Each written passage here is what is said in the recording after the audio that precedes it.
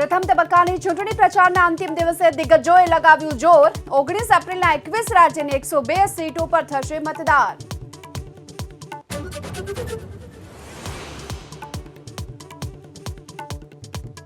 પ્રચારના મેદાનમાં વાર પલટવાર। અસમમાં મોદીએ કહ્યું, લૂંટ માટે કોંગ્રેસ રાખે છે ખુલ્લો પંજો। પ્રિયંકાનો દાવો, હવે ફરી નહીં બને મોદી સરકાર, લોકો ઈચ્છે છે બદલાવ।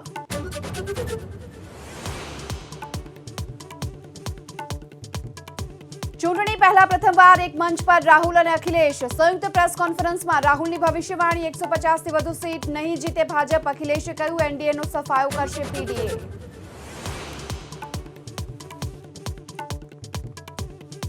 લોકસભા ચૂંટણી માટે ટીએમસીએ જાહેર કર્યો ચૂંટણી ઢંઢેરો। બીપીએલ પરિવારને 10 ફ્રી સિલિન્ડરનો વાયદો। સીએ હટાવવા, એનઆરસી, યુસીસી રોકવા પણ એલાન।